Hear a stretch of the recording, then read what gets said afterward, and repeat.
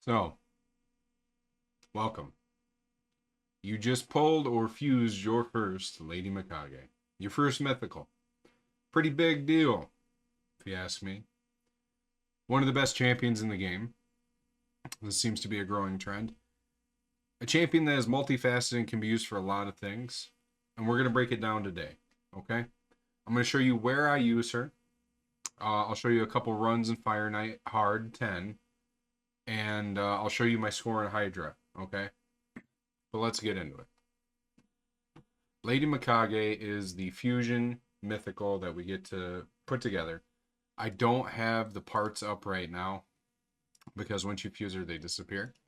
But the great thing about that is Plarium was like, listen, I understand you guys all want mythicals. They're the fun new thing. They're the new toy.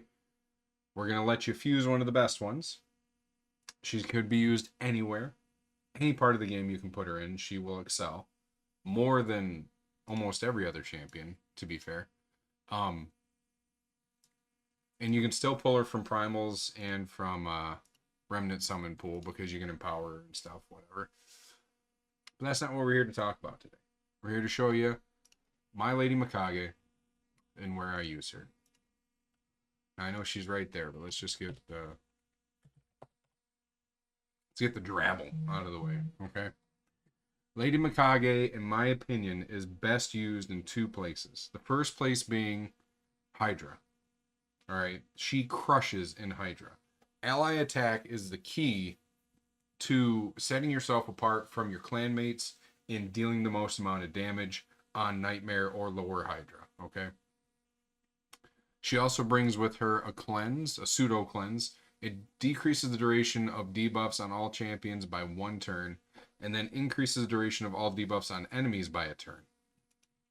So you need accuracy. She's pretty great. But with books, she ignores 20% of the resistance of the enemy. So she needs a little bit of accuracy, nothing crazy. She brings the ally attack, which the ally attack does two things. The first thing it does is it brings increased attack to everybody on the team, and then it increases crit damage for everybody on the team. She is one of one of 4 all ally attack champions. That being Cardiel, that being Grandote Padrage, that being Lanathril, and then her. They are the only 4 that do an all-team ally attack. She has a passive here that if you have, and you're lucky enough, like you have Michinaki on your team, when she attacks, where is it? It's right here. On her A1, when she attacks, she will bring one random ally Shadowkin person with her, and they will join her in the attack, using their default skill. But she also has this passive here that says, at the start of this champion's turn, removes all debuffs from the ally with the highest attack. So generally in my composition that I have for Hydra, it's my Acrizia, one of my Acrizias. She cleanses all of the debuffs off that Acrizia. So True Fear, gone. Provoke, gone. If they're unlucky enough, they get hit with Pain Link, gone. Right? It's great. Okay? She also, this is great in Fireknight Hard as well, because say you're, it's not Killian the Lucky, Creadan the Blue. If you're using Creadan the Blue like I do, she'll cleanse him because you can just push his attack up, or your Stagnite, or whatever have you. You can strategically use this to your advantage, is what I'm trying to tell you. I personally have her in Phantom Touch. This helps bring down the shield on the Fireknight and makes it easier for him to take down. She also brings an accuracy in all battles aura that is 80. 80. That's crazy. It's really good. But also something to look at here too. Since she is a mythical, she gets double stat bonuses from all of these base stats for when she gets her souls, right? So currently she's getting 10,000 extra HP, 900 extra attack, 750 extra defense. So if we go to her total stats and we look at the breakdown here, we'll even throw it under Hydra. We'll look at Blessing. Boom. She brings her about 3,500 attack, which I do need to pump the attack up on one Acrizia, because when I redid my Nekmothar, because I think I got a 5-star for him.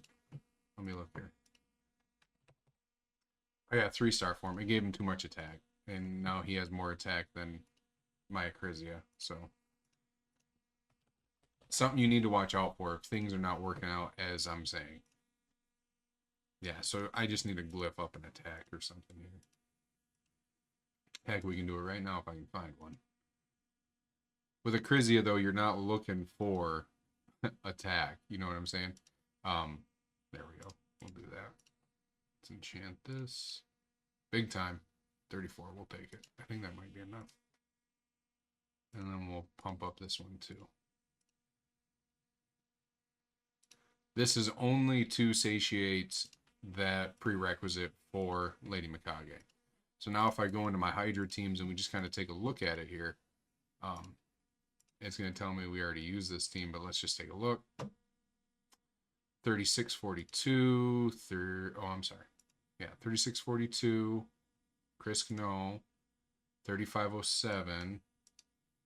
There we go. So this Acrizia now will, again, start getting cleansed at the beginning of Lady Mikage's turn. 3775, 3544. Perfect. Okay. So let's just look at the number I did for this Hydra Clash. This is actually the best I've ever done on Nightmare. Nekmothar coming in, he's in Cursed with Perception, so is Krisk. I could switch one of these guys over to a Provoke set, but when I was reworking Krisk, I was trying to do a double ally attack team, and I was using Grand Oak Padres as the second ally attack, and I think there's a lot of potential in that team. I think I could push some big numbers on that, but I kind of just made it, and then I just didn't go forward with it. Overall, it would have screwed over my brutal damage, and I didn't want to do that. But if you're looking here, this Acrizia here, Relentless, Perception. This Acrizia, which is my second one, she's in Relentless, Perception, Stone, one piece of Stone Skin, I think, just to, because it had good stats. And then I think there's one piece of Merciless on her. Yeah, she's not even really getting many stat bonuses. A key also to good Hydra mechanics, put your Ugos in Affinity Breaker, and you will have such an easier time. Putting somebody in Affinity Breaker gets them past the Poison Cloud and helps when you are not using a Void Champion. It gets you past that Affinity matchup, okay? But as you can see, Lady Mikage was a big deal in this team because she brought the Acrisias with her every time she attacked. She cleansed a ton of fear, cleansed a ton of provokes. She reduced the cooldown on, or I'm sorry, she reduced the buff duration or debuff duration on Ugo for when she would get Pain Linked. Because I have to look into that mechanic because I can't remember why Ugo keeps getting hit with Pain Link. Okay? And let's go and take a look right here. Fireknight Hard 10. My best time is a minute 56. It's 58 turns. And it's this team right here. Okay? So we'll scroll down and I'll just show you the prerequisites. Lady Mikage in the first wave, she opens with Imperial Decree and does nothing. And then same thing on the second wave. And then on the third, against the boss, she prioritizes Imperial Decree. So why is that? Why am I able to go, okay, does this, doesn't do it again, and it's ready every time? Because it takes a little bit of time to completely destroy the wave. Especially with Relentless procs, it's going to take a little bit. But if you want to be safe in Fireknight Hard 10, run Relentless or run Merciless with Reflex set. You'll have a good time. It'll make it a lot easier. My Creatin, Razor Hail, doesn't use it. He uses Blessing of the Blue. On wave 2, there is a Riho Bone Spear, and that is why he does Razor Hail first. Stag Knight, we'll get into a second, but he will use Razor Hail first, okay? And then when you get to the boss, since he has a multi-hitter on his A1 that has a chance to freeze, we want him to open with Frost Bark Blade, okay? Ganut is a great asset to this team. There are other champions you can use other than Ganut, and it could be faster. I've seen some pretty fast teams without Ganut. But Ganut, I have him opening with Fury of the King and not using again. Same thing on round 2. And then on round 3, I want him to open with Dwarven Might and then prioritizing Blessed Bash. Okay? Grand Oak, he's going to open with Weird Spores. This is to help like reduce the time in waves. And then not use it again because this is his all-ally attack. But when we get to wave 2, I don't want him using either. Okay? Don't use this, don't use this, just A1 with his Snake Root. And then he's going to prioritize, obviously, ally attack, and then Inspiring Rhythm on the boss. Okay, now with that Riho Bone Spear in wave 2, and we'll watch it too, we'll slow it down. Stag Knight's going to come in, he's going to open with his A1, or his A2 on wave 1. And then never use it. And same thing here. And then when you get to the boss, he opens with Spot Quarry and then Huntmaster, okay? Think about that. So let's give it a spin. I'll show you guys how it runs. This wave right here, no problem. You don't have to really worry about anything. Even if one of the Venuses doesn't die, because it'll happen sometimes, where they don't get completely obliterated or frozen. But we did take the freeze off this. Boom. He comes in. Blessed Bash. They haven't even taken a turn yet. Boom. Skrank comes in, puts some HP burns. Nobody cares. Everybody's going to get healed up because of Grand Oak. Grand Oak is amazing. Alright, this is also kind of a Grand Oak showcase, and I probably will use this footage. Okay, so let's slow it down. Boom. So Riho cleanses her passive. It's on a 1-turn cooldown. Cleanses the debuffs on her. I'm pretty sure it's a 1-turn cooldown. Alright, so you need to load her up with a debuff before Creadon freezes everybody. Because if you don't, and it's just Creadon and he freezes, she cleanses the freeze, she gets her turn, and then she cleanses the freeze off everybody else, and you wipe. Okay? Something to think about. Maybe not wipe, but it's going to take a lot longer. Because as you see here, Creadon just froze the entire team now because she cleansed Stag Knight's ability. Right? Boom. And then your guys, they just work through them. Also, you need to be afraid of a Tumezia, because if this thing does not die and the whole thing goes wrong, it's bad news bears, man. Okay. So we're going to slow it down here. We're getting some Phantom Touch procs. Boom, boom, boom. Lady Mikage sent the team in. All buffs. We got an A1 right off the bat from Stag Knight. And I'm going to explain why Stag Knight 2 is in the back of the team in the 5th slot. And it's because he will place that decreased speed when the ally attack goes off. Because for ally attacks and like placing debuffs and stuff and sheep and all that, it's positional. So the higher you are in the turn or in the team, you will place debuffs sooner. But when you're doing an ally attack, the Fireknight has such a crazy number on his shield that if Stag Knight was to A1, if he was sooner in the team, like farther up on placement, he'll A1 and not place the decreased speed. So he needs to be in the back of the team so he can place the decreased speed and we can move from there. We'll speed her up to ×2 and we'll just let it play out. And it's okay if this guy gets a turn. Alright, do not be afraid. He is probably going to get it. Well, never mind. No, he's not. So we just got lucky with relentless procs. Everybody going in. And then just ally attack. This double ally attack works great. One of my clan mates just posted a team yesterday that was the Martyr team with counter attack and ally attack. And looks great, especially with epic empowerment because he's using Neldor and he's got a +3 Neldor. Now, for this fight, we slowed it down. It's not a 2-minute 34-second fight. It is like a 1:56 or sooner fight. Let's see. Ooh, 6-star crit damage, crit rate, and speed. Oh, yeah, we're keeping that. And this one we are going to sell. This is not great. No speed on it. Okay, let's do it again. We'll just let it go in real time and we'll watch it.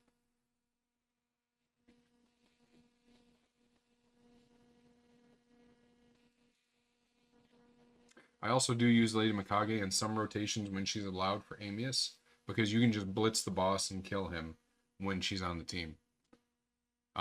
She's also great because, I mean, mythicals are really what was wanted for the mechanic for Amius, because he forces the flip for the metamorphosis. But she's great for the boss because she strips buffs and she places like buffs on your team. She's great.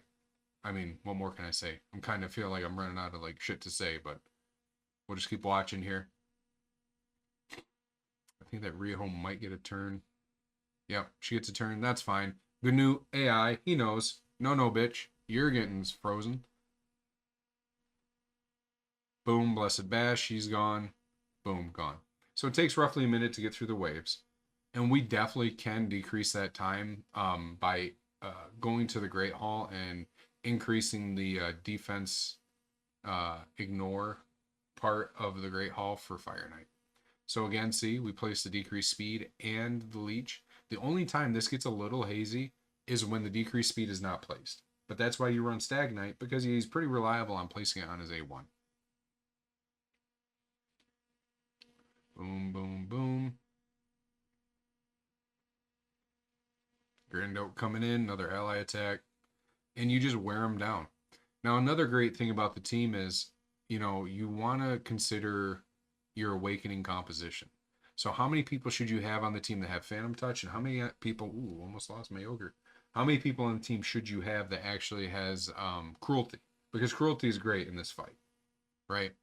Really, no other blessings are going to help you in this. Brimstone won't help. The spa should never be taking another turn. Soul Reap should not help. Nothing like that.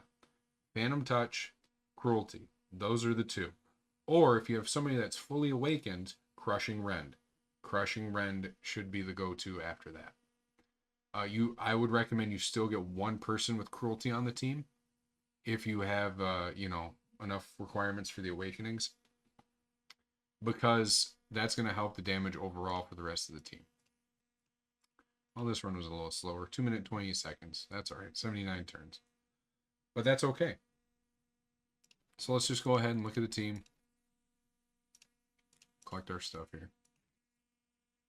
Recently used first. So again, Lady Mikage, she's in Relentless. And if we go down to Fireknight, these are her speeds, all her stats.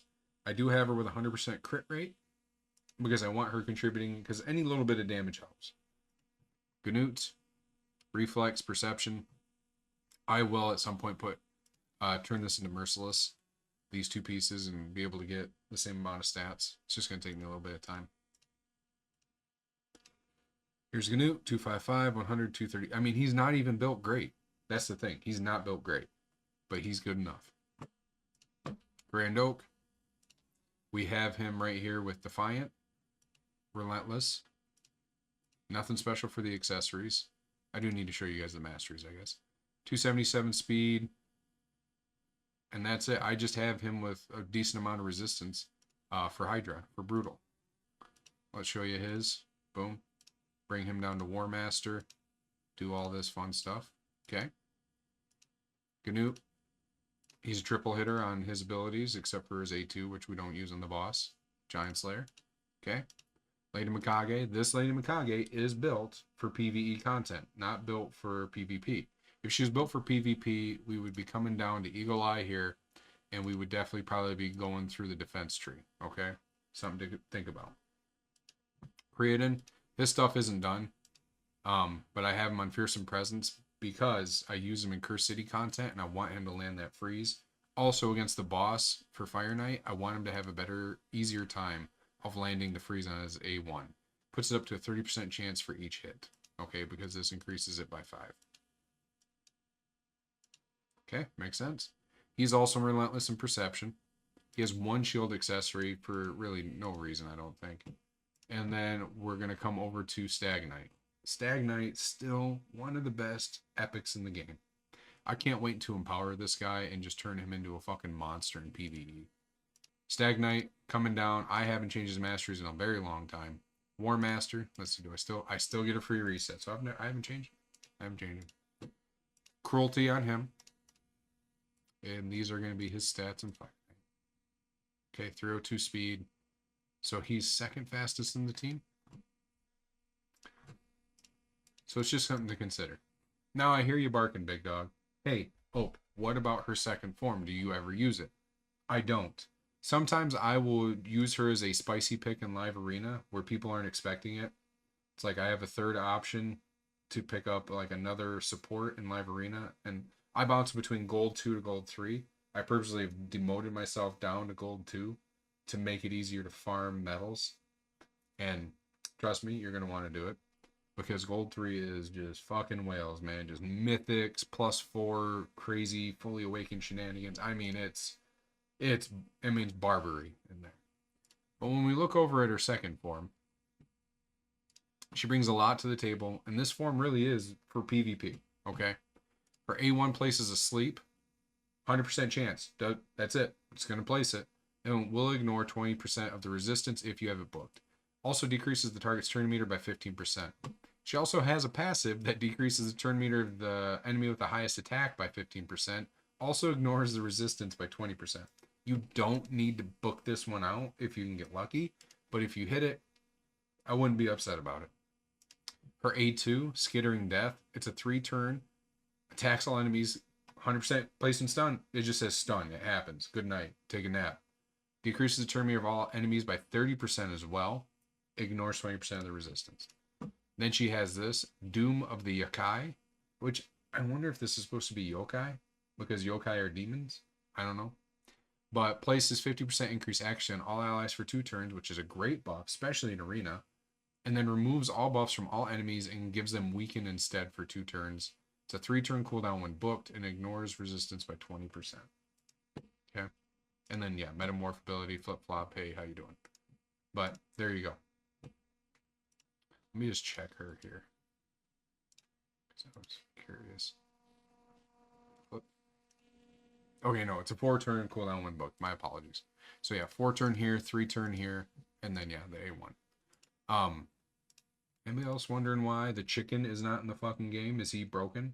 Did they find that out on the test server and they're not showing us? So I haven't seen any videos on the chicken, and the chicken isn't in the game. And I have primal shards because I want the chicken. Alright, Super Saiyan chicken? Am I the only one? Sorry, I'm going off on a tangent here.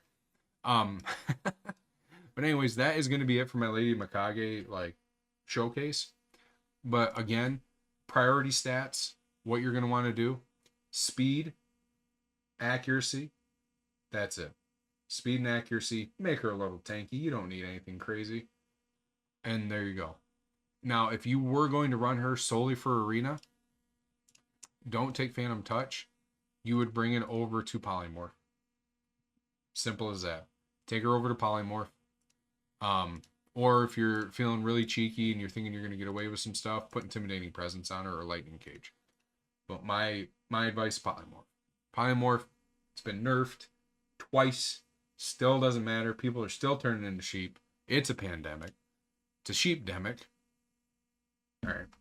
Yeah, that joke wasn't great. But yeah, still happening. Okay. So I'd put her in Polymorph instead. And again, I'd bring her down here to Eagle Eye. And I'd take her through the defense tree, same as you would for any other arena champion. 100%. 100%. But thanks. If you have any questions, please leave them in the comments down below. I hope you learned something today from the video. Yeah. I'll catch you guys in the next one. Peace.